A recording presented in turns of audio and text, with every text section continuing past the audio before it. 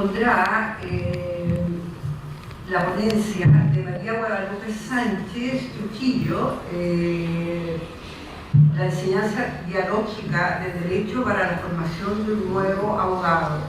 María Guadalupe no pudo estar presente y entonces en su nombre expondrá Verónica Ruiz, quien es doctoranda en Derecho de la Facultad de la Universidad Autónoma de Tlaxcala. En todo caso, no por que no esté presente, tengo que dejar de denunciar su currículum. María Guadalupe es licenciada en Derecho por la Universidad Popular Autónoma del Estado de Puebla, maestra en Derecho Civil y Mercantil por la Benemérita Universidad Autónoma de Puebla, maestra en Derecho Constitucional y Amparo y doctora en Derecho por la Universidad Autónoma de Tlaxcala. Especialista en Derechos Fundamentales por la Universidad de Salamanca, España. Verónica, adelante. Muy buenas tardes, querido auditorio, buenas tardes a todos y todas. Agradezco la invitación de primera mano de la maestra y doctora María Guadalupe Sánchez Trujillo, quien además edita la revista Inyure de la Universidad de Anáhuac, Mayap, y quien se lamenta por una causa de fuerza mayor, tuvieron que soportar 15 minutos míos. La invitación a este evento y por tener la oportunidad de compartir este espacio, este amplio lugar de debate en el alma mater de no solamente de ustedes, sino de todos los mexicanos, porque esta universidad es de todos nosotros. Entonces, de verdad que de una familia UNAM, siempre tener esta oportunidad de expresar pensamientos, ideas, de aportar al debate es una gran oportunidad. Y es por eso que hoy, a nombre de la maestra María Guadalupe Sánchez Trujillo, traemos el tema de qué es necesario, qué se necesita para ser un abogado centrado en el diálogo. Es la enseñanza dialógica del derecho y de los derechos humanos para la formación de un nuevo abogado. La doctora encuentra que México ha suscrito más de 200 tratados internacionales en materia de derechos humanos. Tenemos más de 2.075 recomendaciones de la Comisión Nacional de Derechos Humanos en contra de violaciones de derechos humanos de las autoridades. Tenemos 8 sentencias en contrario por parte de la Corte Interamericana de Derechos Humanos que condenan la violación sistemática de derechos humanos en México. Si es así, ¿qué es lo que podemos hacer a través de la metodología y de la enseñanza del derecho para cambiar ese discurso y esa vivencia sistemática, diaria, de violación de los derechos humanos, que comienzan con una normalización del discurso? ¿Qué es? Que si los derechos me afectan a mí, sí son mis derechos, pero si le afectan al otro, no son sus derechos. Ahí si me afectan a mí, sí voy a luchar por ellos. Si le afectan a él, no, tiene que respetarme a mí. Entonces, la maestra, la doctora, encuentra esta discordancia, este problema jurídico de cómo es posible que en un país constitucional que permite, que abona por el debate, la construcción de un Estado social y democrático de derecho, se permita al mismo tiempo una violación sistemática de los derechos humanos.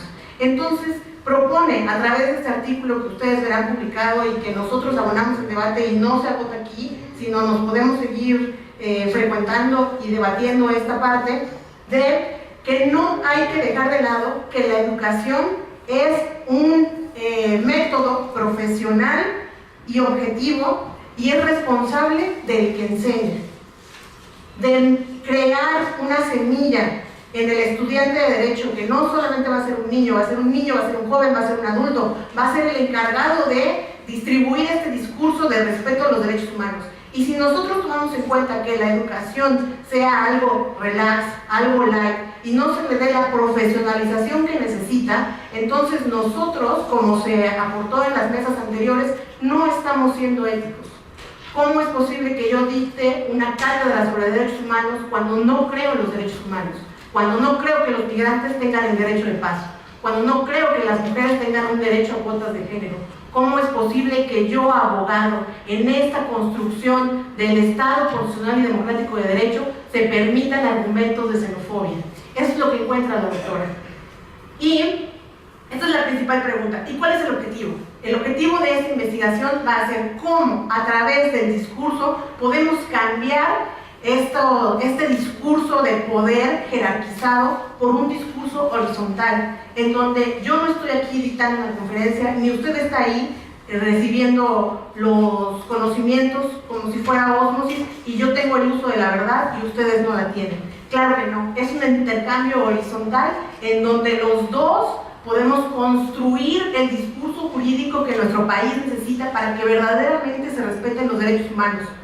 ¿Por qué? Nota que en la educación existe la idea errónea de que el que se va por la libre, el que abogado que no es ético, el profesional, el litigante, el que no respeta la norma, el que tiene ese enganche profesional de litigio profesionalizado, arquitectura jurídica, litigio especializado, que va a brincar la norma, es el mejor abogado y el mejor profesor, el que me va a dar las herramientas profesionales.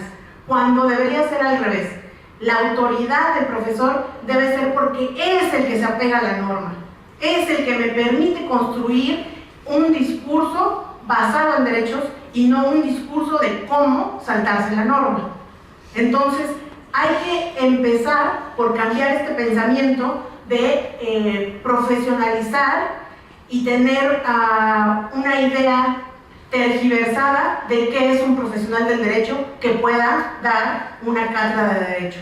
El principal objetivo de la doctora al exponer este artículo es ese: centrar el dedo en la llaga, poner el dedo en la llaga y decir ¿por qué le das más relevancia al litigante que se salta las trancas que al abogado, profesor, investigador que tiene la ciencia jurídica, la dogmática jurídica a través de la realidad social para intentar cambiarla?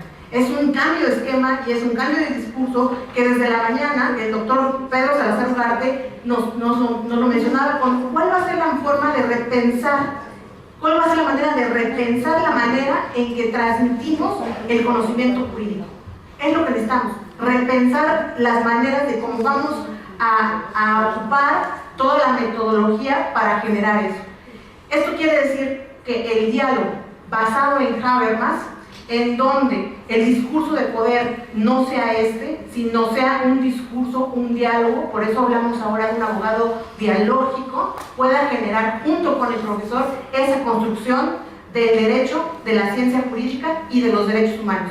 ¿Por qué pone las llagas en hablar de los derechos humanos? Yo quiero ser muy respetuosa del tiempo y no quiero que mis compañeros se les limite el uso de la palabra, y el objetivo es fomentar el entendimiento de que cada persona comparte la responsabilidad de lograr que los derechos humanos sean realidad en nuestras comunidades, en nuestra sociedad. Y no lo decimos nosotros.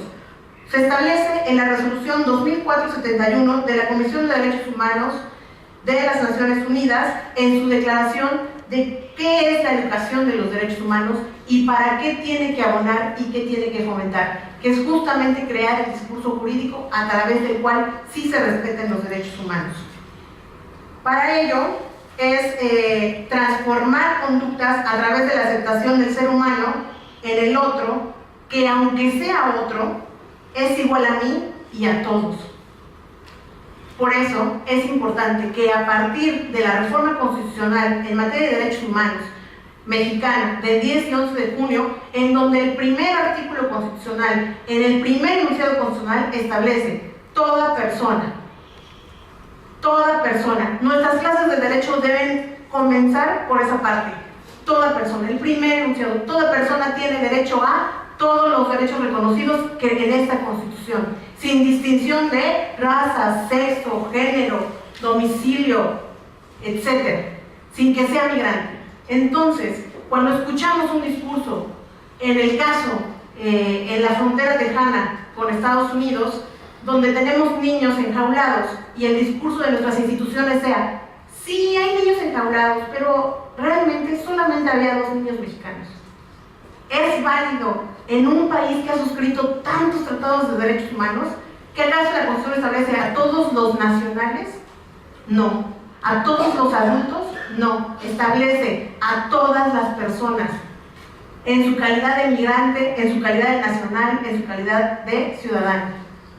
Es importante esta reforma y es importante porque todos ustedes aquí son parte de la metodología de la enseñanza jurídica.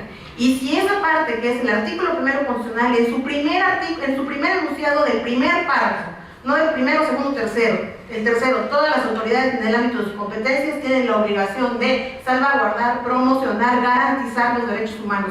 Nosotros, como un deber ético, cada vez que nos sentamos aquí debemos ser especialistas en el tema y construir con ellos y respetar con los estudiantes de todas las edades sus religiosidades, sus creencias, sus ideas en contrario, y a través de eso construir un verdadero debate de los derechos humanos que no sea que la autoridad me impone el concepto, sino que yo creo el concepto con la autoridad y con los ciudadanos y con todos los que conformamos y somos parte del discurso jurídico, sean o no sean especialistas en derecho. Y esto se va a dar a través de dejar de lado la parte del Magister Dixit, en donde yo solamente vengo aquí y les pongo mis ideas y ustedes copian, y el examen que yo les pongo debe ser exactamente puño y letra, con puntos y comas y pausas de lo que se dijo en esta clase, sino a través de, ya sea en el sistema híbrido que tenemos, estudios de casos, donde se genere el principio del derecho y la forma de resolver y la dogmática jurídica que tenemos. Hay que recordar que la forma romana en cómo se creó de la familia jurídica romana de la que nosotros también somos parte, es justamente esta parte donde esto es un ente extraño y ajeno al de ustedes. Y no, debe ser un discurso horizontal para que propongamos nuevas formas, nuevos discursos que generen cambios sociales reales y que no sean ideas vagas, ideas vanas en el discurso jurídico de lo que son los derechos humanos. Para finalizar, yo sé que estoy abusando de su tiempo. Necesitamos generar en la sociedad una concepción común de derechos humanos y para eso un discurso que establezca que las personas en estado de reclusión no tienen derecho, por eso, por malos, en victimizarlos. Ese es un discurso jurídico que no va con los derechos humanos. Y en el aula, el profesor tiene el deber ético de si trae a colación un ejemplo de género, que sepa sobre el tema de género. Si trae a colación un ejemplo ambiental, que sepa sobre derecho ambiental. Si trae marcas y patentes, que sepa sobre marcas y patentes. Porque si no, está faltando a la ética primordial de él creer en los derechos humanos, en la construcción del derecho, y así poder establecer esa interacción de llamar a los alumnos a lo que nosotros hacemos. Nos lo decían en la mañana. ¿Por qué son doctores en Derecho? Porque yo quiero construir un país mejor. Porque las siguientes generaciones y esta misma necesita un país mejor. Y lo vamos a hacer solamente a través de una relación horizontal. Y, por favor, si tienen preguntas para abundar en el tema. Muchísimas gracias.